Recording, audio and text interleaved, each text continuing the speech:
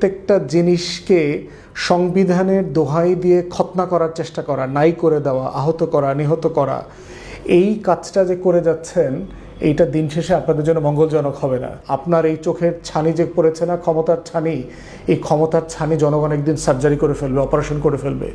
তখন ঘুম থেকে উঠে দেখবেন যে আপনিও নাই, যাদেরকে বাঁচানোর জন্য চেষ্টা করেছেন তারাও নাই।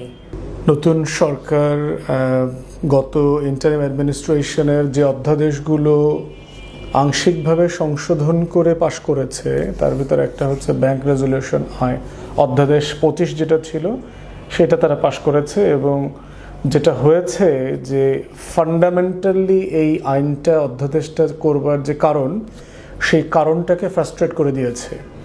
মানে এই আইনটাকে একেবারে খতনা করে এস আলমের চরণতলিতে অর্ঘ্যর মতো করে ঢেলে দিয়েছে আর কি।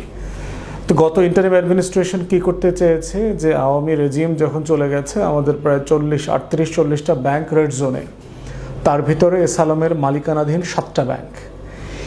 এগুলোর অবস্থা এতই খারাপ অবস্থা যে এস আলমের যে 5টা ব্যাংক পরবর্তীতে একসাথে একীভূত করা হলো, একীভূত করে একটা ব্যাংক করা হবে। সেখানে সব মিলিয়ে 2 লক্ষ কোটি টাকার মতো আছে হচ্ছে লিকুইডেশন ছিল, ক্যাপিটাল মানি ছিল আর কি জমা। এর ভিতরে প্রায় 85% টাকা ইতিমধ্যে খেয়ে ফেলছে, বিভিন্ন নামে বেনামে টাকা পয়সা ভুয়া কোম্পানির মাধ্যমে উঠায়। এইটার টাকা নাই এখন ধরতে পারেন 15%। সেইটাকে বাংলাদেশ ব্যাংকের পক্ষ থেকে টাকা ইনজেক্ট করে 20,000 কোটি টাকা সমত একবার ইনজেক্ট করেছে, করে এটাকে একটা সচল করবার চেষ্টা করা হচ্ছে। এবং ওই আইনে যেটা বলা হয়েছে, যারা ব্যাংকিং খাত থেকে এরকম টাকা লুটপাট করেছেন, টাকা যদি ঋণ খেলাফি অবস্থায় থেকে তারা শোধও করেন, মালিকানাতে আর কখনো ফিরতে পারবেন না। কারণ এই ধরনের একটা জবাবদিহিতা না থাকলে যেটা হবে যে ব্যাংকের মালিকরা রীতিমতো মনের মাধুরী মিশায় টাকা পয়সা লুট করবে, খাবে দাবে। এবং সালামের কথা আমরা দেখেছি, চিটাগংয়ের পটিয়া হইলি ইসলামী ব্যাংকে চাকরি, হাজার হাজার অযোগ্য মানে অথর্ব অশিক্ষিত মূর্খকে তারা ইসলামী ব্যাংকে চাকরি দিয়েছে। ইসলামী ব্যাংকের হিস্ট্রিতে পরীক্ষা ছাড়া কোনো অ্যাপয়েন্টমেন্ট কখনো হয়নি। তারা একটা থরো ভেটিং সিস্টেম করে ঢাকা বিশ্ববিদ্যালয়ের কমার্স ফ্যাকাল্টির মাধ্যমে তারা রিক্রুটমেন্ট করতো। তো সেই জায়গাতে আমরা দেখেছি যে এস আলম কয়েক হাজার লোকদেরকে কোটি কোটি টাকা বাণিজ্য করেছে, 10 লাখ 20 লাখ 30 লাখ টাকা অশিক্ষিত মূর্খদেরকে চাকরি দিয়েছে ব্যাংকে। ঋণ একদম অশিক্ষিত রিক্সাওয়ালা টং দোকানদার, তাদের নামে 10 কোটি টাকা ঋণ নিয়ে দিয়েছে। ভুয়া কাগজপত্র ওদের নামে এনআইডি দিয়ে বানায় টানায় ঋণ নিয়ে টাকাগুলো পাচার করে ফেলেছে। এখন প্রশ্ন হচ্ছে, এই যে নাফিস শারাফাত, এস আলম, এই টাইপের লোকদেরকে যদি আমরা আবার ব্যাংকিং ইন্ডাস্ট্রিতে ফিরায় নিয়ে আসি, তাহলে মানেটা কি? গত জুলাইয়ের গণ অভ্যুত্থান, নতুন রাজনৈতিক বন্দোবস্ত, সংস্কার, ব্যাংকিং খাতে শৃঙ্খলা ফিরায় নিয়ে আসা, এ সবগুলো তো অমূলক হয়ে যাবে। তো এখন শুধুমাত্র তারা যেটা করেছে, মূলধনের 7.5% সরকার ঠিক করে দেবে, এই টাকাটা ফেরত দিলে সে মালিকানাতে ফেরত আসতে পারবে। অলরেডি তো জনগণের টাকা সে লুট করে নিয়ে গেছে, এই 7.5% তো ওই লুটের টাকা দিয়ে দেবে। এখন তো টাকা নাই, সরকার নতুন করে আবার ট্যাক্স পেয়ারদের টাকা থেকে এই টাকাটা দিয়েছে।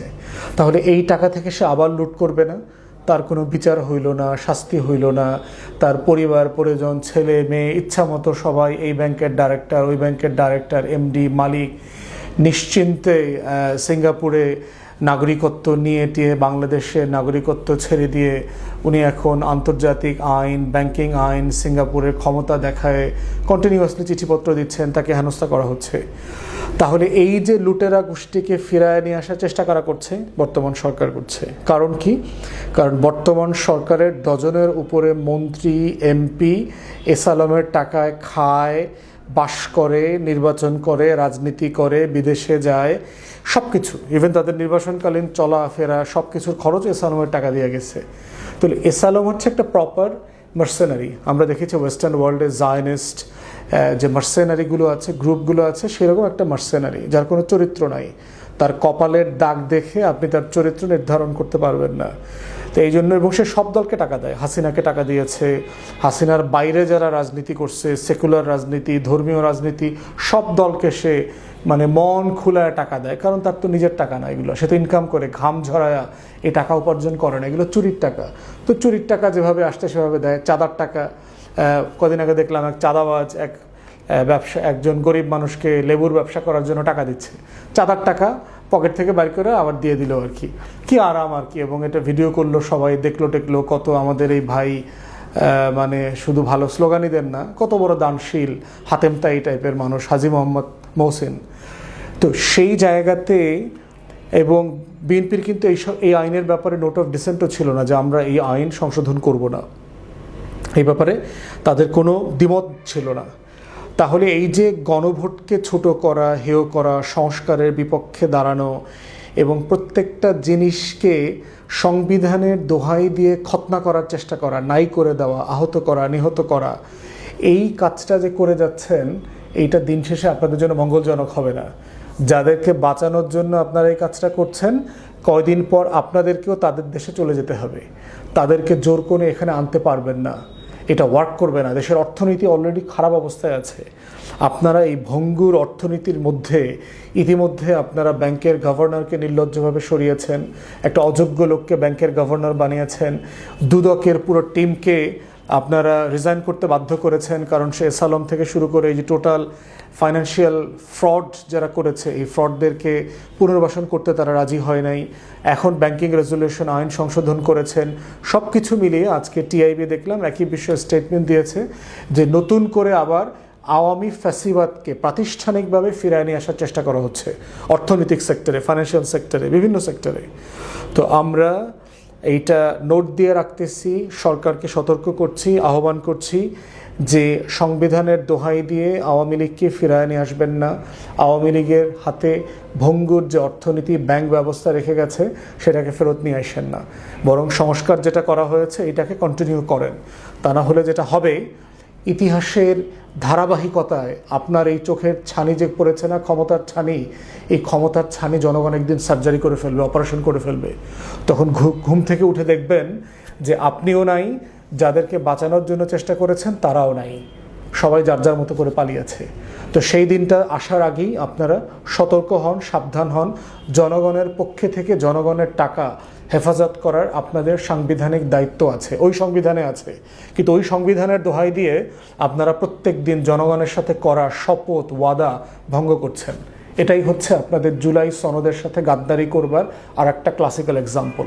যে সংবিধান দিয়ে আওয়ামী লীগ যেভাবে প্রত্যেক দিন মুক্তিযুদ্ধের কথা বলে, মুক্তিযুদ্ধের চেতনাকে ব্যবসা করে, পুঁজি করে মুক্তিযুদ্ধের অধিকার, মুক্তিযুদ্ধের আকাঙ্ক্ষাকে ধ্বংস করে দিয়েছে, আপনারাও জুলাই সনদের কথা বারবার বলে এই সনদের যে এসেন্স, স্পিরিট, এটার যে ধারণা ছিল তার প্রত্যেকটাকে ক্ষতিগ্রস্ত করছেন।